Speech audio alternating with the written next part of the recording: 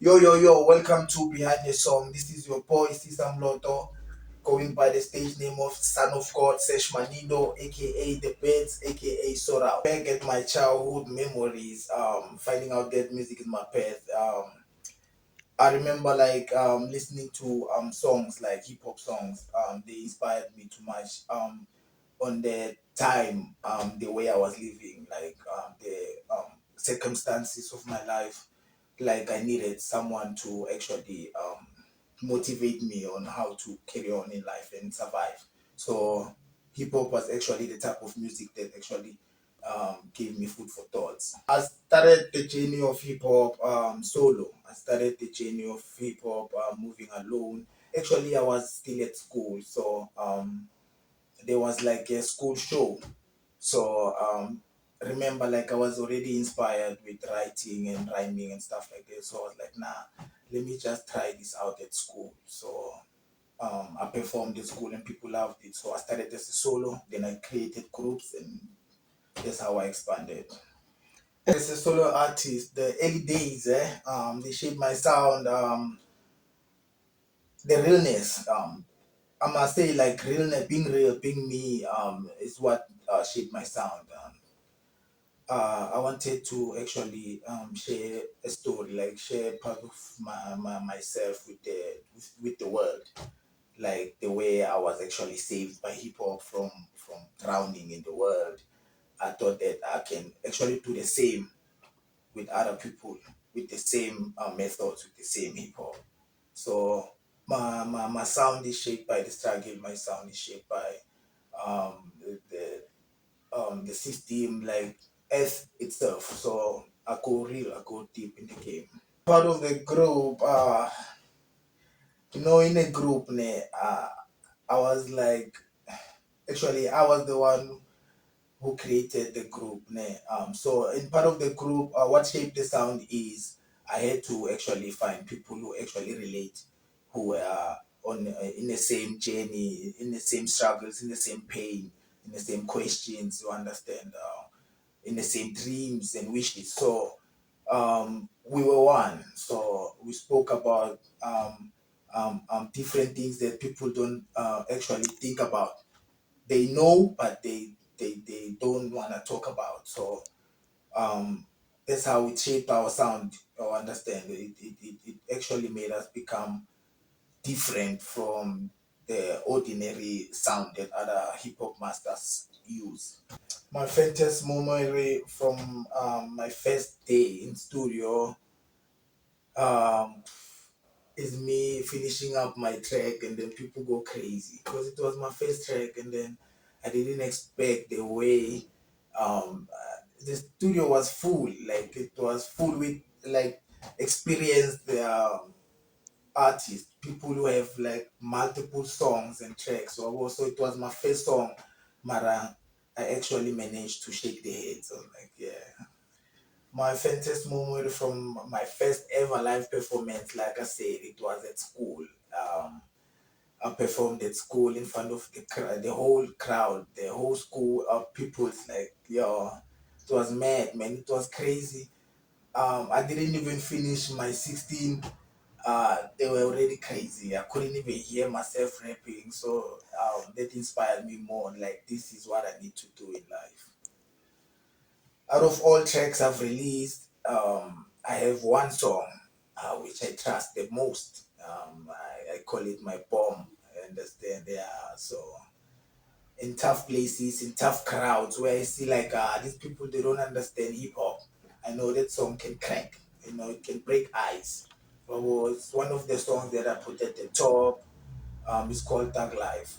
Um, it's where I rhyme. I rhyme for minutes, and then people don't believe, "Oh, how did I do that?" At the studio, recording the same song. Actually, the song was not written for no one else. It was actually written for me, myself, and I.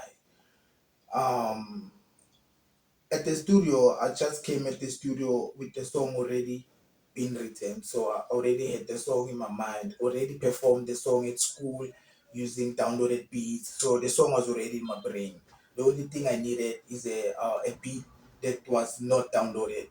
So um, the song actually talks about everything I've been through. Like it touches everything. I talk about everything from school to the journey that I've been through, whatever I've witnessed in life, and I put that in one 16 verse. You understand? And then I just rhyme, I just rhyme. So yeah, man, I didn't expect no one else to be part of it, because I don't think um, a feature could actually relate with what I was talking about there. That's really personal. When I'm locked in inside the studio, the type of vibe that I really expect is workaholics. You know, I need people who are actually working. I don't need people who chat a lot. We don't discuss much in studio. We might talk a lot outside the studio, but once we're in the studio and then the beat is playing, I expect work. So I don't actually mind whether there's people in the studio or it's empty or it's noisy. I will deliver what I'm supposed to deliver. From my entire catalog, there's a bunch of songs I'm proud of, but I'm actually put one at the top. I'm gonna put that life, the same track that we are talking about, because this song actually pushed me from when I started rap to today. I've been a lot of competitions with it.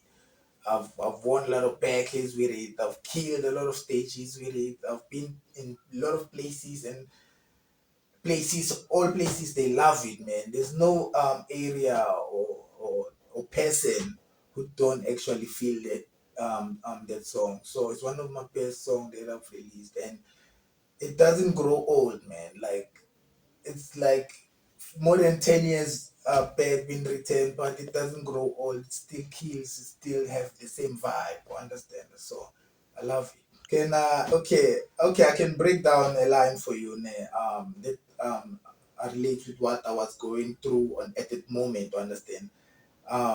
The verse itself can break itself down. You understand? So it goes like this. I go to school to have education. Tolama distinction. I had to sit detention. That made me angry, so I went to police station. The policeman started asking me a silly question. He said, "Boy, do you have a good explanation?" I said, "Yeah, I didn't do my English comprehension." He said, "What? Do you know the soapy called passion?" I said, "No, I don't even know generations." When I went home, I just lost my direction. Now I can't find my sweet destination. Ngcono ngiphethe ilotho ngizowin the competition or ingene house to house ngicelele donation. And it goes on and on and on and on. Let me actually take you through the process of making Tag Life. Tag Life was not easy to make because like I made it for days. You understand? Like I believe that a song made in minutes is gonna last minutes in the streets. So I took time making Tag Life. I think I made it. I think I took months, if it's not a year, making Tag Life because constructing all the verses to rhyme, I had to have like 8 bars, 8 bars, 8 bars, 8 bars, 8 bars. So the 8 bars that I wrote the first time, I killed people with it for a couple of days. Then I had to add on it another 8 bars that still rhymes. And then now it was 16, and then I was killing with the 16, and then I added another 8, njalo njalo, until it became like I don't know how many bars it is, 68 bars or 80 bars, I'm not sure. Currently now I don't have a special song that I have that is secretly hidden. Um, no, I don't have any song yet, but I'm gonna be releasing songs soon when I get back to studio. One must go between Tupac and Biggie. Biggie must go. Tupac stays. Between J. Cole and Kendrick, that one is heavy, man.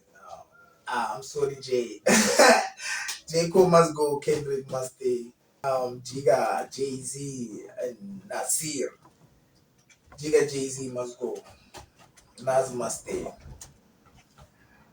Between Nipsey Hussle and YG, of course, YG must go, man. Nipsey is a goat, man. Come on. RIP to the soldier. Say which Oh, one I'm asking. that one is heavy, yo. Between Ice Cube and Snoop, man. Yo, both are my favorites, but hey, Snoop must go, man. Snoop must go. I'm staying with Cube, man. Between the five artists that I just placed at the top, yeah, definitely, man. They inspire me a lot.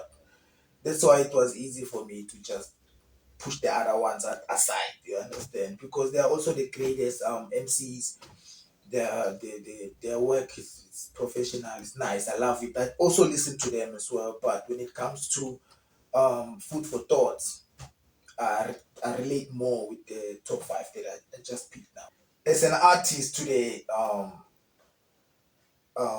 things that I've learned from them, it's a lot, man. It's a lot. Yeah, it's a lot. Especially Tupac, man. I learned first of all, I learned to love God. Secondly, I learned how to be a man and take care of myself, dress myself, feed myself. To understand. Thirdly, I learned not to complain about nothing in this world, man. Just be a soldier, pay my dues, finish whatever dues that I was meant to be there for me, die to live. I don't know if people understand that. Like, actually, what I'm trying to say is, face darkness today so that you get light tomorrow. So, yeah, man, they make me become a spiritual type of person, man. So, I'm strong today because of them. So, yeah. A message to my fans, to people who are watching the show today, or now, to my people, to my boys, to my day ones, to my family. What I want to say to you guys is that don't give up. Whatever dream or whatever vision you have about yourself, um, don't give a F who says what about that or who criticize on that. We're not just focus on achieving those goals. And then God is there, God loves you, and then of course you're gonna reach the heaven gates. Thank God. My social media platforms where you can find my music or find me. I'm actually on all social media platforms. You can count them all. Um, TikTok, Facebook, Instagram, um, YouTube.